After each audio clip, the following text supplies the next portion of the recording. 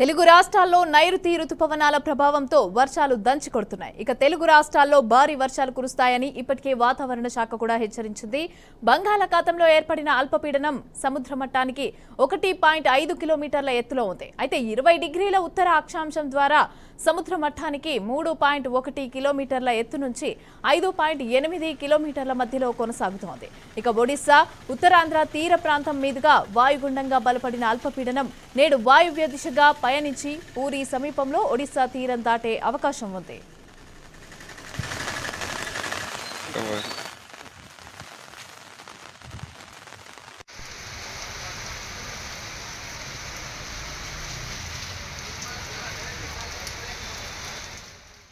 మరోవైపు తెలంగాణ రాష్ట్రంలోని 5 జిల్లాల్లో కూడా రెడ్ అలర్ట్ ఉండగా 10 జిల్లాల్లో ఎల్లో అలర్ట్ ప్రకటించారు.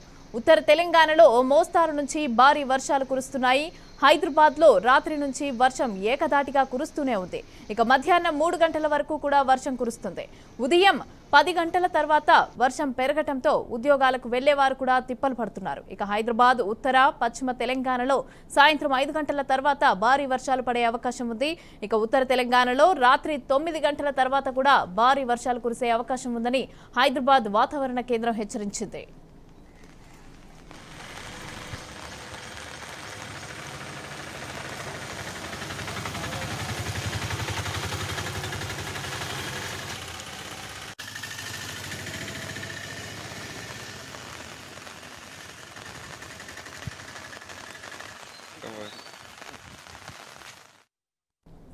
ఏపీలోని 2 జిల్లాలకు రెడ్ అలర్ట్, 12 జిల్లాలకు ఆరెంజ్ అలర్ట్ ఐఎండీ ప్రకటించింది.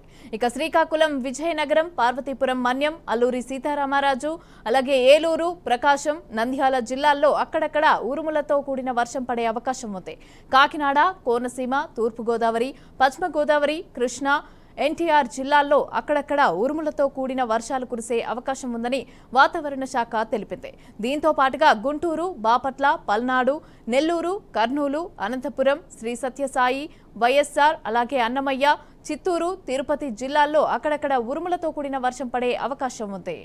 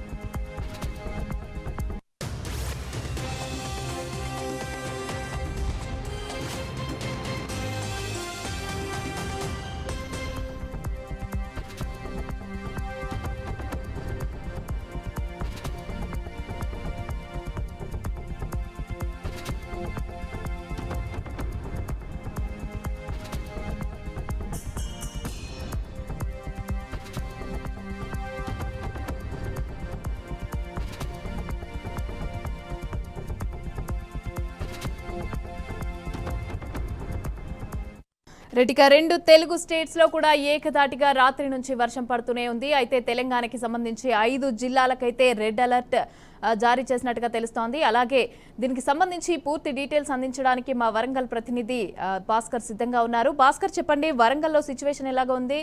అలాగే ఏ జిల్లాలకు రెడ్ అలర్ట్ ప్రకటించారు? అయితే దీనికి సంబంధించి ఎప్పటి వరకు వర్షం ఇలాగే పడే అవకాశం ఉందని వాతావరణ శాఖ చెప్తోంది. మమత, గత 3 రోజులుగా ఎడతెరిపి లేకుండా కురుస్తున్న వర్షాలతో భారీ నుంచి అతి భారీ వర్షాలు కురిసే అవకాశం ఉంది. అయితే ఇప్పటికే ఆ వాతావరణ శాఖ ఐఎండీ, భారత వాతావరణ శాఖ ఇప్పటికే హెచ్చరించిన పరిస్థితి. ఈ నేపథ్యంలో రానున్న మరొక 3 రోజుల పాటు భారీ నుంచి అతి భారీ వర్షాలు కురిసే అవకాశం ఉందని చెప్పి ఇప్పటికే భారత వాతావరణ శాఖ హెచ్చరించింది. అయితే ఇప్పటికీ తెలంగాణ రాష్ట్ర వ్యాప్తంగా కురుస్తున్నటువంటి 3 నుంచి కురుస్తున్న వర్షాలకు వంకలు, వాగులు కురుస్తున్నటువంటి కొన్ని ప్రాంతాలు ఏదో ముఖ్యంగా స్పెసిఫిక్ గా వరంగల్ జిల్లాలో భాగమైనటువంటి ములుగు జిల్లా, భూపాలపల్లి జిల్లా ఇప్పటికే రోడ్లు మొత్తం కట్ కావడం జరిగింది. విద్యుత్ సమస్య రావడం జరిగింది. ఆ పూర్తి స్థాయిలో ప్రజలకు జనజీవన స్రవంతి స్తంభించుకోవడంతో తాత్కాలికంగా ఇబ్బందులు ఎదుర్కొన్న పరిస్థితి.